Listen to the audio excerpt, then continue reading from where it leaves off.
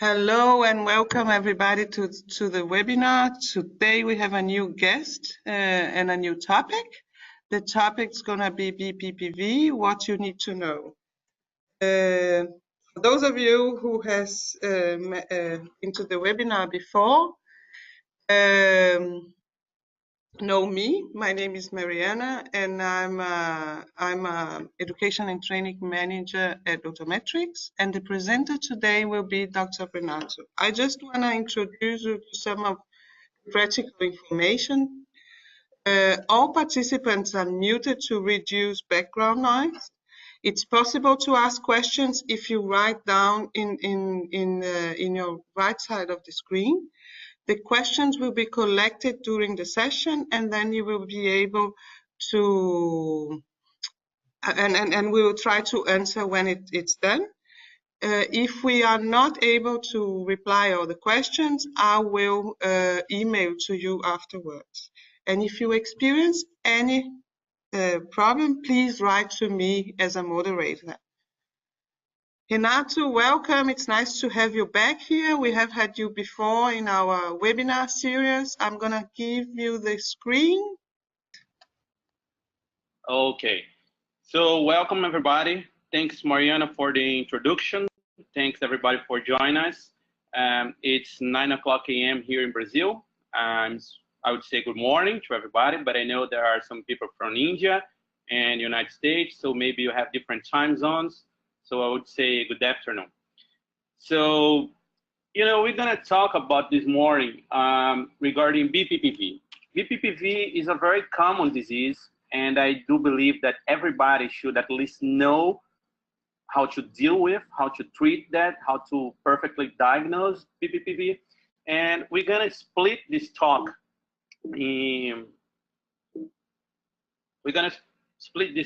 in a few topics here. First one is going to be why we should know how to manage it. I mean, what is the importance of know something about BPPV? I'd like to start this presentation with a kind of question here. How you guys, as ENT doctors or neurologists, how do you feel when you have to deal with a patient who are complaining about dizziness? I know that many of doctors, when they have to see someone, dizzying in the office, especially when they are throwing up, they are very disappointed. I mean, many of you feel angry, feel embarrassing, feel in such, hard situation to deal with the patients. And I know sometimes we want to kill ourselves when we have to deal with dizzy patients. But I do believe that there's some reasons for that. And why exactly does it happen? First of all, it's because I believe that we have a lack of knowledge regarding anatomy and vestibular physiology. I think that, many residents, they believe that neurotology is such a hard topic. And to be quite honest, I don't think that it is a hard topic. I think that's quite easy. But we need to understand that. And many times we teach other doctors without really understanding the topic. And it's a very, hard situation there. And the unfamiliarity is all over the world. It's not only in our country. I mean, we have been traveling around, and it's very common to, just realize that many doctors, especially emergency physicians, they are absolutely, they are not familiar with the, vestibular physiology, anatomy, and pathology, and especially how to deal with that. So, is it really worth spending time studying these patients? What is the importance of that? I'm going to present some data here that it has been published a few years ago by Dr. Newman-Tucker and Dr. Halmagyi, and they show us that only in the United States, you have 4 million emergency department visits for acute vertigo or dizziness per year. And this is such a high number of people who goes for emergency department, complaining for dizziness.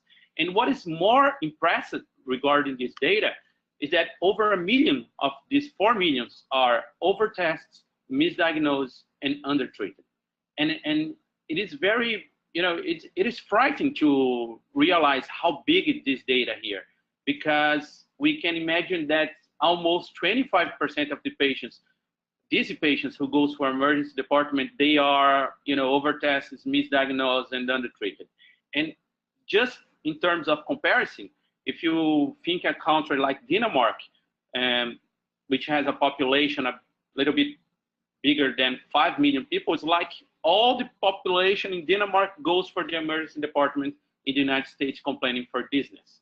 And if you get another country like Australia, and they have a little bit more than 24 million people living there, it's like 20% of their populations just go for the emergency departments in the United States complaining for dizziness per year, which is huge number. And the cost of that is around $9 billion a year. And this is so much money, and this money is spent, basically in the MRI, CT scan, and medications, and put the patients in the hospital for a few days. And this is how this money is spent. And this is so much money that if you go for, split the countries around the world according to the GDP, you're gonna see these light orange countries, they do not produce $90 billion in their economies per year, which is less than the United States spend only with these patients in the emergency department. So this is just a data to show us how big is the importance of knowing how to deal with BPPV patients.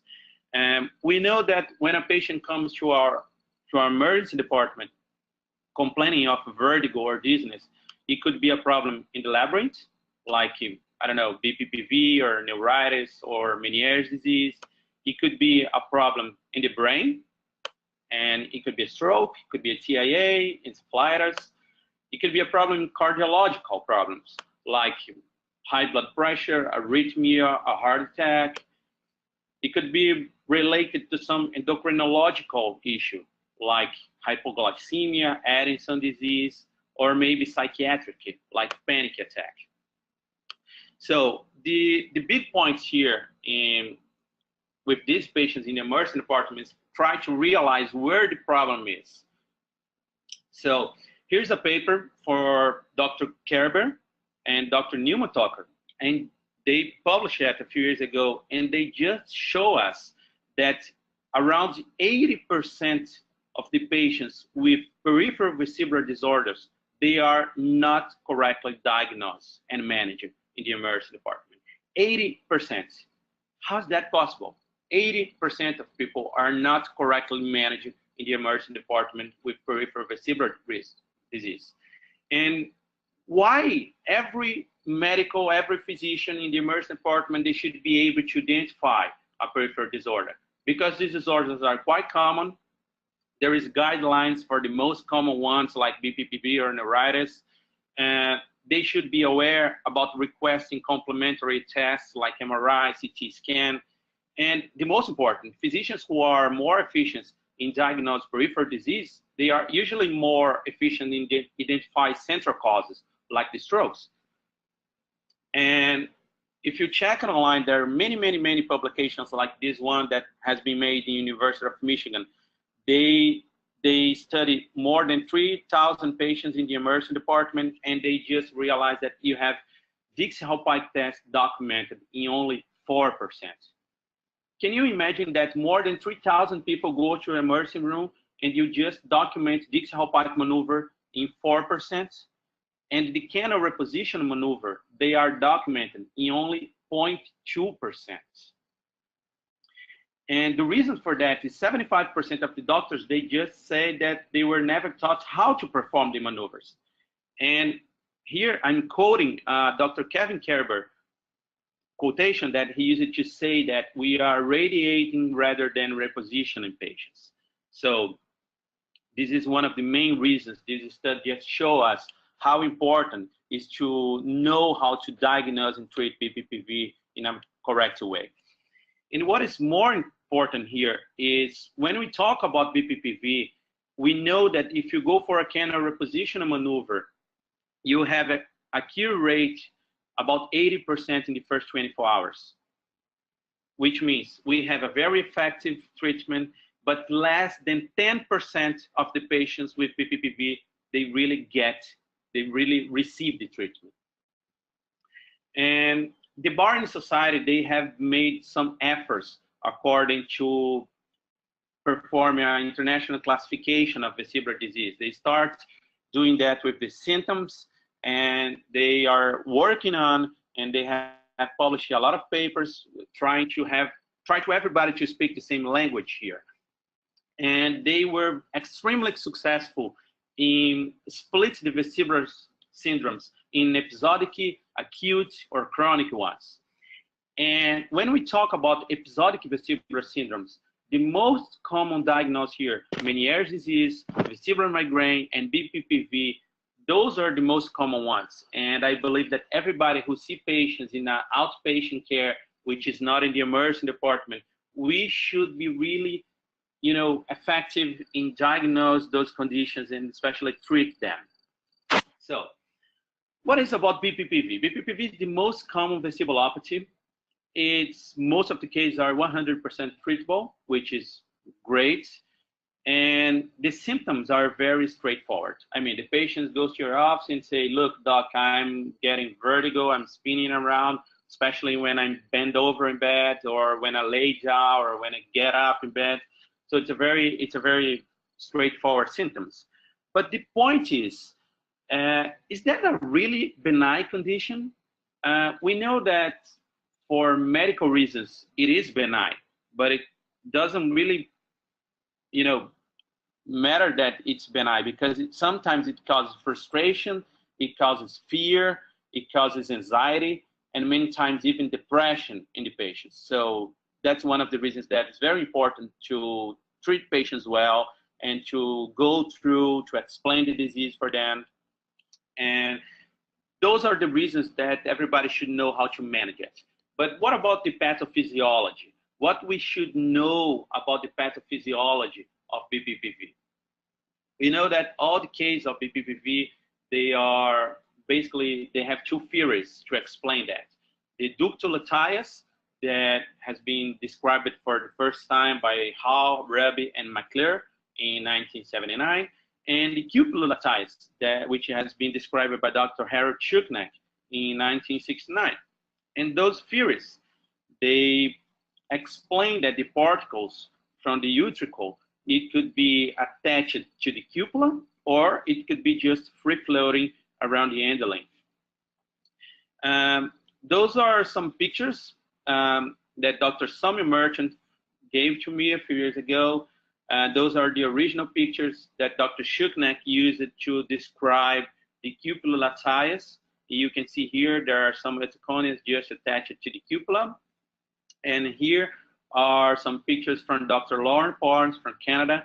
And he was performing ear surgery, and when he just opened the semicircular canal, he just saw some, free-floating particles in the end length. And what effects that give support for the canalolatias and the cupulolatias hypothesis? You have the first one, which is the effective response to the canal reposition maneuvers. We have some animal models.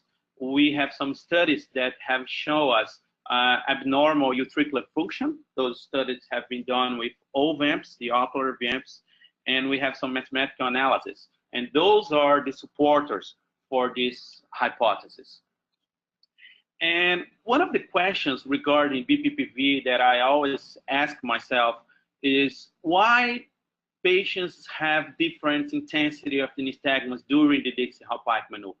And I can show you here, this first example here, it's a lady. We're gonna perform Dix-Hallpike for the left side, and you can see the eyes here. So when you lay patients down, you have a few seconds of latency, then you start having a torsional left beating nystagmus. And the intensity of this nystagmus, we can say that's Renato has just a problem with the connection, so he's coming back in a minute. He's reconnecting to the meeting. Hello there. Are you guys with me? everybody's here now, and good to have you back, Renato. I'm sorry about the problems with the connection. I'm really sorry. It's my fault. Computer stuff's always let us, in such a hard situations here. So I'm gonna skip this video here, and we're gonna just move on. Okay. I was talking about how hard is to understand why different patients, they have different behaviors regarding the nystagmus in BPPV. Why, when we perform Dix-Hallpike tests, you have some patients with very low intensity nystagmus, and why you have some patients with very, very strong nystagmus, and why you have many different, in between. And the reason for that, it's because we have to understand and we have to think that BPPV, it's a biomechanical disease, which means there's no neurological issues regarding BPPV. It's just free floating, it's free stones. They are just floating in the end length, and they change position when you move your head. So you'd say that BPPV is literally what we call the rolling stones, which means the stones are just rolling inside the end length, and it causes symptoms. And I'm gonna ask you guys, if you have a stone like this big, or if you have a stone like this big, they look like the same? Of course not. And if you throw a small stone like that in a pond, what do you expect? That you expect small waves that coming up. And if you throw up a big stone in the pond, you're gonna have some huge waves coming up. So this is what this paper from Dr. Richard Rabbit from Portland, from Utah, I'm sorry, he just published a few years ago. It's a biomechanical engineer journal, and they have done experience regarding the BPPV, trying to understand what is the difference between the latency and the magnitude of the nystagmus. And the experiment is pretty simple. So if you have two buckets full of water, and if you just let a big stone inside the bucket or a small stone inside the bucket, it's gonna change. And here you have the result of the experience. You see that when they just try a big particle in the 3D printer labyrinth, they just realize that the big particles, they have a huge cupola volume and displacement, and they have short latency. And when you try a small stone, a small particle, they have a very tiny cupola volume and displacement, and in a big latency. So this is the reason, this is the explanation for this different kind of behavior in BPPV patients. I'm always asking myself, when I see an nystagmus in the Dix-Hallpike maneuver, what is the size of the particle? Is that a big size or is that a small size? And why is that important? Because it may change the way you perform your repositional test, and we're gonna go through that later.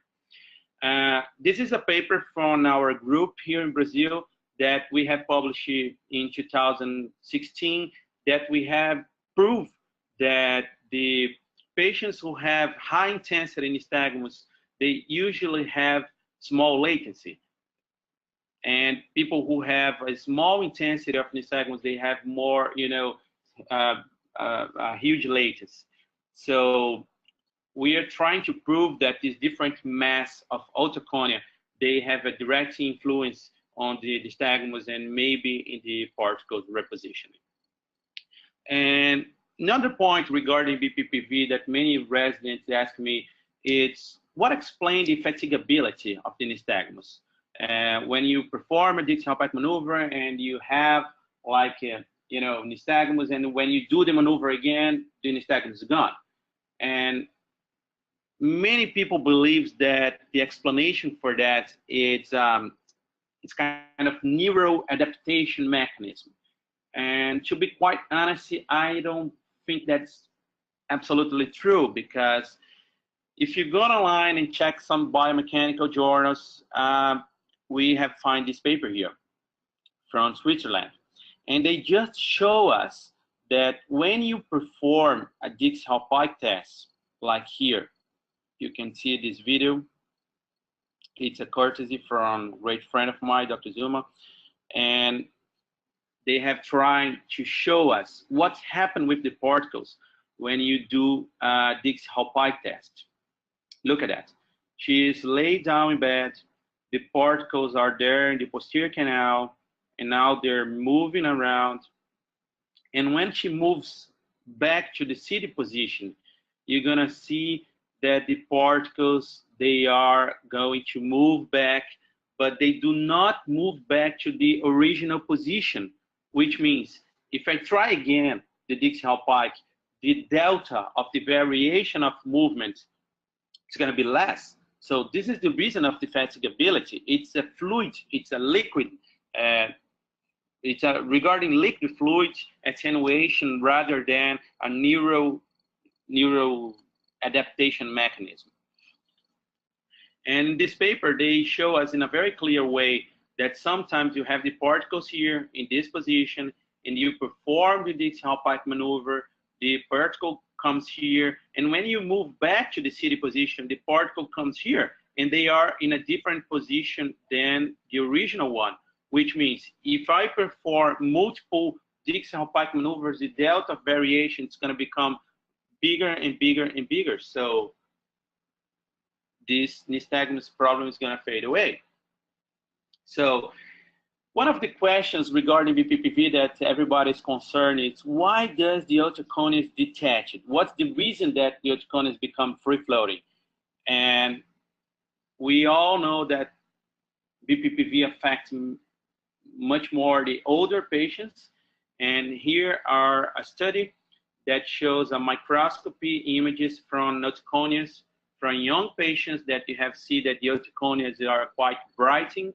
And here are the otoconus in an older patient, which they just lose some calcium and they are just in, crash, and they just lose some kind of attachment. And this is one of the reasons that the otoconus is becoming free-floating. There are other reasons. We know that head trauma could be a reason. About 13% of the head traumas are followed by BPPV. And when we talk about head traumas, we have to remember that not all the head traumas are like big, like this one here in the picture, but sometimes even when you are running, when you are jogging, or when you submit yourself for a ear surgery, for a mastoid surgery, and you have a driller inside your temporal bone, it could be a trauma and it could just lose some particles there. We all know that migraine is very, very, very related to BPPV.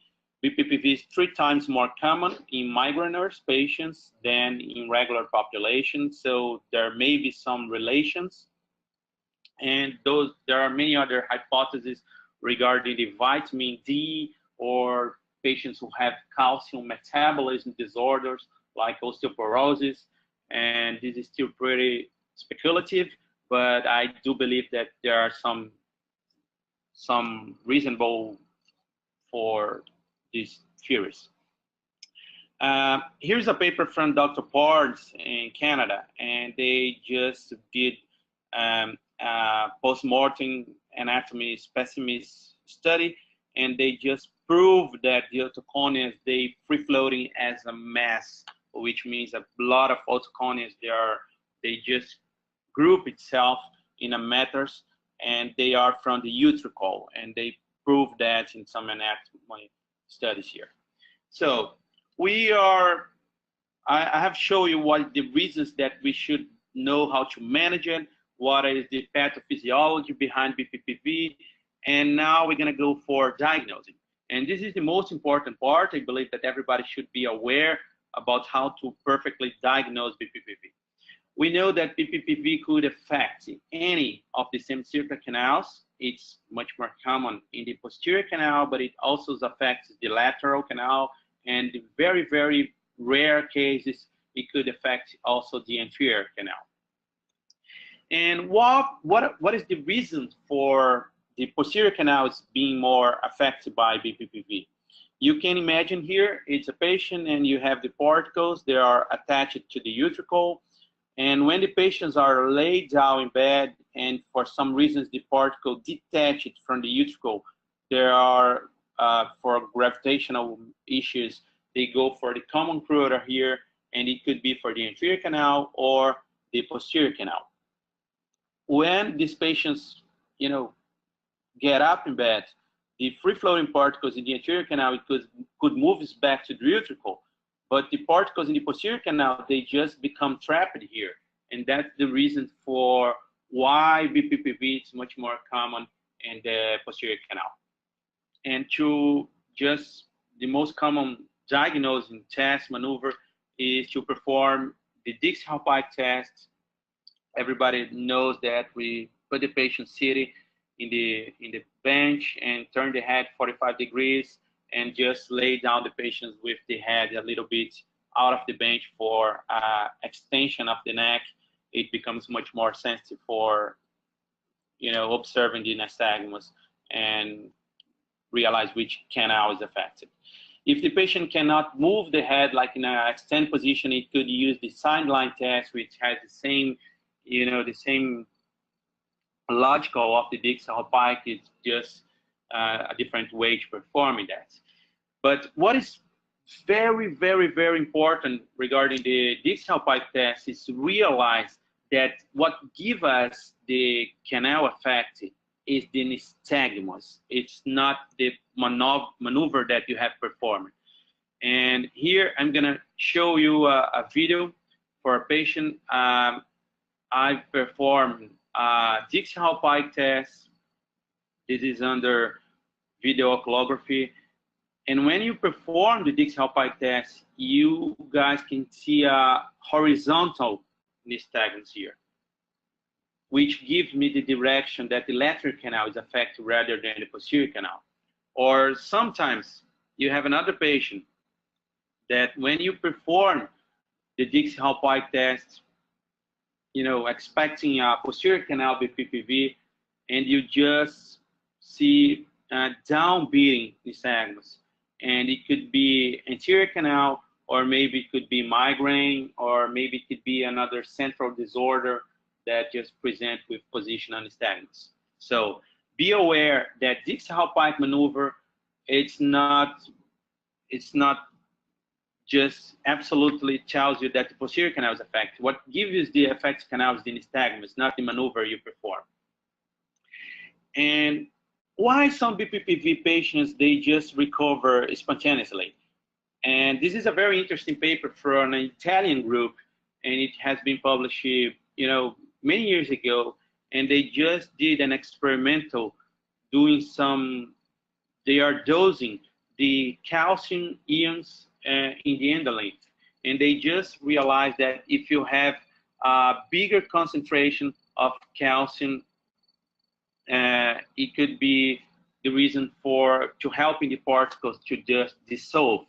And you can see here, after 100 hours, in a 50 milligrams of calcium ions concentrations, the particle just dissolve itself.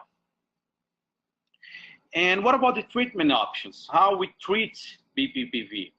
I just tell my patients that don't really matter how they get there, but we must take it out of there. So we have two main maneuvers that we can perform for the posterior canal. And I usually tell that this is like a fight, because some doctors like Simon's maneuver, some doctors like Epley maneuver, and in my opinion, both maneuver works perfectly. Both of them are very, very effectively in treating BPPV.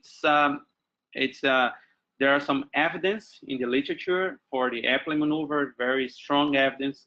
There are not so strong evidence for the Simon maneuver, but for experience, we know that Simon maneuver works just beautifully, just as good as Epley maneuver. And at least in my opinion, I believe this is much more, how can I say that? It's like a patriotism.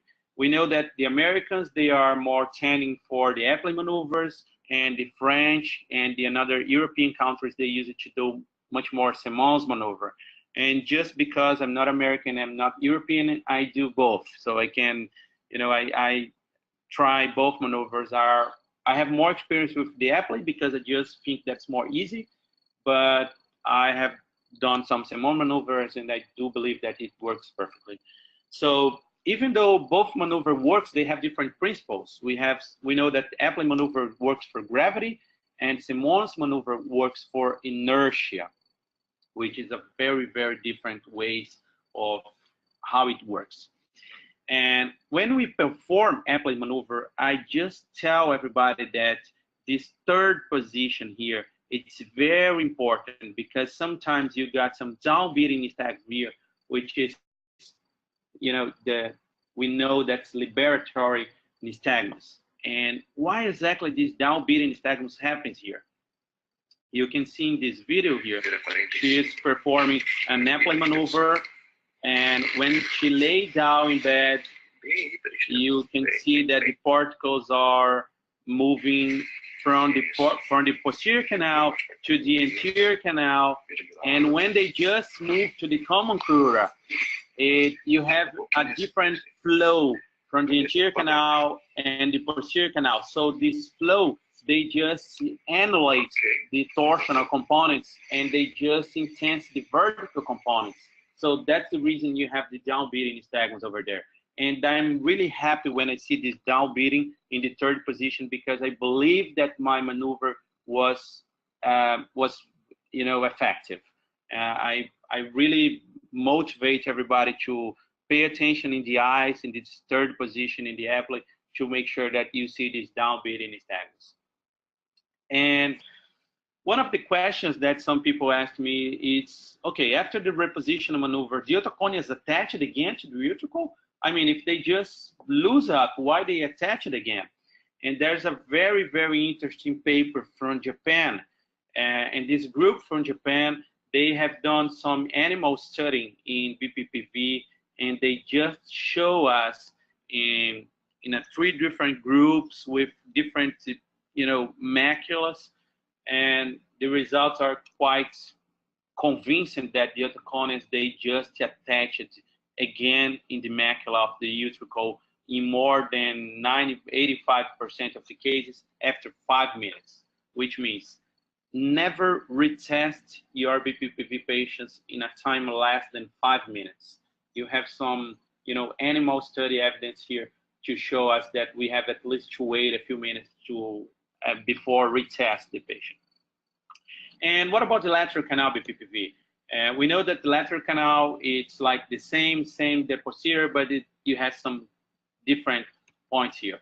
And when you see an nystagmus like this one here, which is, right beating torsional nystagmus, you can be quite sure that it is a right posterior canal BPPV. Or when you have a left beating torsional nystagmus, like this one here, you could be quite sure that this is a left posterior canal BPPV. But when you go for lateral canal BPPV, when you have horizontal nystagmus, the problem is they do not tell you what is the side affected. And everything regarding lateral canal BPPV is trying to understand what is the side affected. It's not so easy as a posterior canal.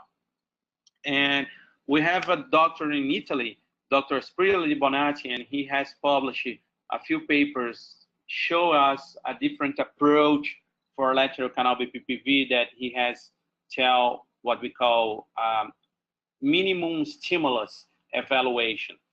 And I'm going to show you a clinical example here. This is a 76-year-old female housewife, and she got classic BPPV symptoms, and she has been suffered for a couple weeks, no vomiting, mild nausea, and she got some head tilt for the left side. And when you go for the Bowling test, which is the first part of the minimum stimulus evaluation, you can see that. Pay attention.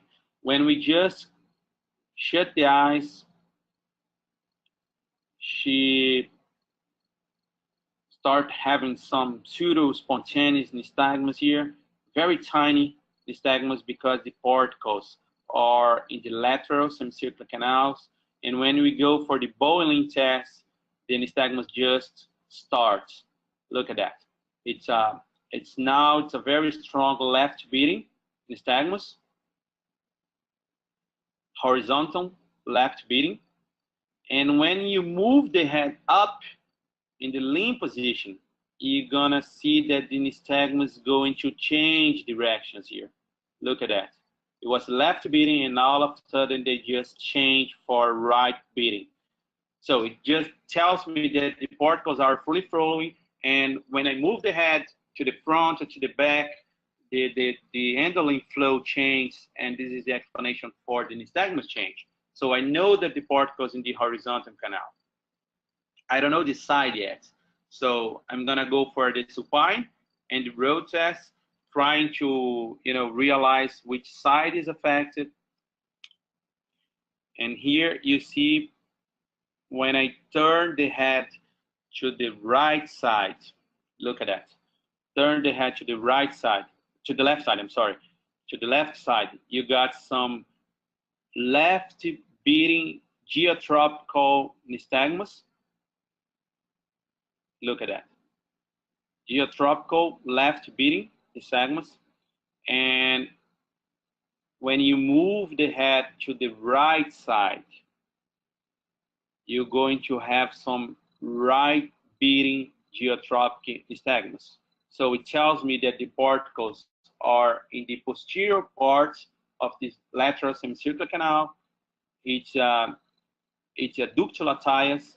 Look at that. She got some geotropic right beating, and it was more intense in the left side. So it tells me that the left side is affected. And the best maneuver, at least in my opinion, for lateral canal posterior arm is the Gufoni maneuver, which is very, very effective. You just, lay down the patients in the contralateral side. Look at that. And you got some geotropic nystagmus and move the head down. So this is a very effective maneuver for lateral canal posterior arm. Look at that. The patients lay down and you just move the head down. And the point regarding the lateral canal is in some cases when you have the cupula latias, when the otoconeas are attached to the cupula, or look at that, the patient is looking down and you just see the patient again. So it's very effective maneuver, Gufoni maneuver. But sometimes the Gufoni maneuver, they are not perfectly for BPPV in the anterior arm of the lateral canal or in the cupula latias. So for this reason, Dr. Zuma, he published this paper a couple years ago, showing us a different maneuver, different strategy for apogeotropic nystagmus. And you can see that his maneuver, it's quite the same of the Appiani's maneuver, which is a little bit different when you turn the head to the other side. I'm gonna show here a video. You lay down the patients in the affected side, then you wait a few minutes, move the head up, which is quite similar to the Appiani maneuver. Then you move the head to the other side. This is very important, this step here, because when you move the head to the other side, you just reposition the particles for the utricle, and you just see the patients. This is a maneuver that Dr. Zuma has published in 2016. I can show you a patient here. I think that I'm running a little bit out of time. I want to answer some questions, so I'm going to skip this video here, but I'm glad to show you anytime. If you want, you can send me an email and I can email you the video.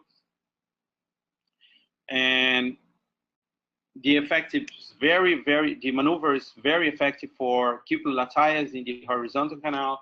And I'm gonna thank you everybody for the attention. I wanna thank you, Mariana, for the kindness introduction, and I wanna thank you, Otometrics, for the opportunity.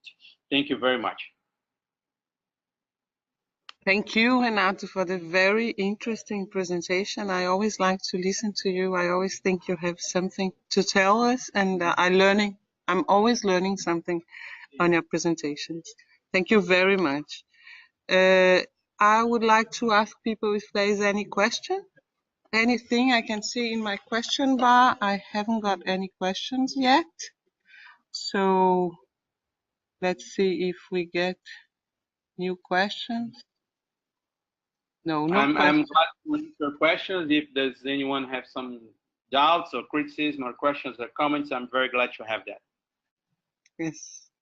There's no question now, but what we can do is if people want to write to you, say later on, they are welcome to write to me and I will send to you. Or they can contact direct to you for the people who has your email. Yeah, you Renato, can share it was, my email. sorry? It's Renato Cal. You can share my email with everybody. Yes. It's renatocal@gmail.com. Perfect. renatocal@gmail.com. If you have any questions for Dr. Renato, please write to him or any comments. Renato, as always, it's a pleasure to hear you. I think we all learned something, and thank you for your time very much. Thank you, Mariana. Thank you. Thank See you. you. Bye.